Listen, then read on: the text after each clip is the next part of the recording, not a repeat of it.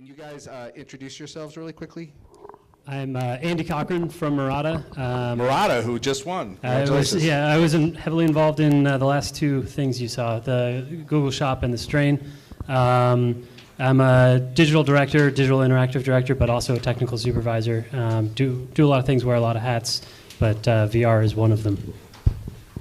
And I am Grant Anderson, head of studio for Jaunt down in LA. So we are quickly building up our Los Angeles studio down here to help do all of these productions that we've been talking about tonight. And also a multiple winner. Thank you. And I'm Nathan Burba. This one's definitely on. And I'm the CEO of Servios. We develop hardware and software, known for Zombies on the Holodeck, won the Proto Award the previous year, and known for our top secret demo that if you haven't seen it, you don't know what it is. Excellent. Thank you. All right, first category, best in total immersive, from theme park to installation. The winner is Full Dome Experience Constantine for NBC Universal Comic-Con. And Hi, guys. hi, welcome. Thank you. So, portable dome projection. That's, definitely dome is much older than VR, and a lot of what we do has come from that. Could you talk a little bit about sort of, how you got involved in dome projection? Sure. Actually, I left aerospace engineering in 1990 to work in a planetarium. So that was a domed environment designed to, is a diorama of the night sky, right? And I'm sitting, writing code for the sun and the moon, and I'm sitting there, and I'm like, what if we could map pixels to this thing? And, it wasn't long thereafter I was working for a planetarium manufacturer installing systems all over the world that were full dome, pixel mapped multi-projector systems. And of course, I think it was my first SIGGRAPH was in '91, and I saw the cave, I saw, VPL's headset, I'm like, oh my God. I've got to bring this world together with this planetarium world, and it's going to be so cool, And it took longer than I expected. I call it my 50-year plan now, that was. But yeah, it's cool stuff. And of course, you can really cover people's field of view, and you can fit 50 people in this case, 50 people in the theater at one time as well. So we're on the eve of the launch, as everybody's been talking about, of all the major HMDs, the Vive, the Morpheus, and Oculus, of course.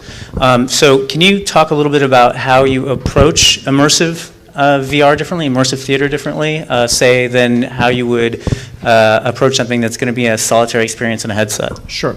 By the way, I'm Ed Lance. This is Ginny Ogden. She's one of our co-producers on this project. I thought I'd introduce Ginny. Yay! IQ Productions. It's very similar in a lot of ways. We're working on half a sphere instead of a whole sphere. We're also building full sphere theaters now.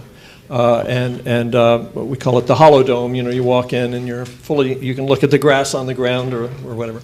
I think of the dome as more of a tour bus through virtual reality rather than a sports car, right? So you're taking a group of people along for a ride. It could be an esports game where you're in the game. It could be, but where it's sort of. I see it as part of the same ecosystem.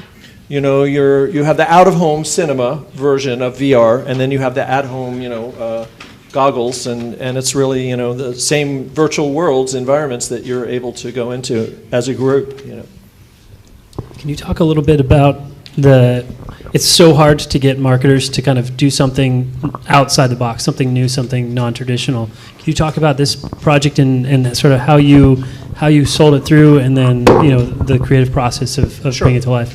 I think, the brand managers who, like in this case, NBC Universal, Julie Moore, and her team are responsible for every year coming up with something that, beats the last year at Comic-Con, right? So you're looking for innovation, cool, blow people's socks off kind of stuff. And I think, they were looking at VR, actually, a year ago. And it was like, yeah, but the throughput and the hygiene issues and how are we going to, and it's like, well, we can do that actually, and have a large group. Now, we've done domes with 3,500 people, a 200-foot dome for EDM party with Skrillex, right, at the Coliseum. So, I mean, these things scale. They scale up, they scale down. You can do home domes, but when you get to that point, you may as well just use a $350 headset than a $50,000 home dome, right? Leslie, can you actually define the dome experience for people who aren't sort of familiar with it, based on your planetarium experience and everything else? So.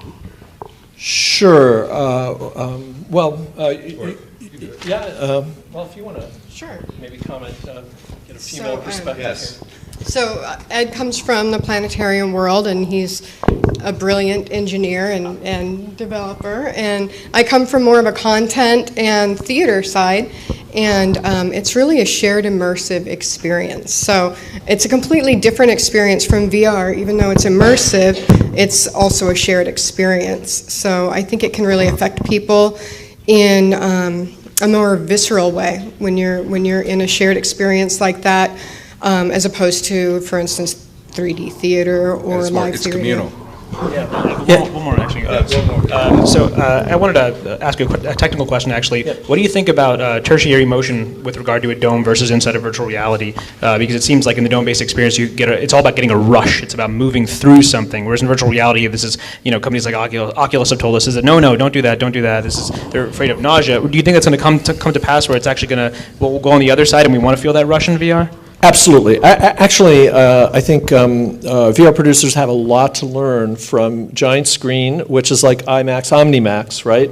And the full dome format. The producers there have had 10 plus years to play with this stuff, and yeah, we call it respecting people's nervous systems. You have to be very careful when you move the POV of the camera around.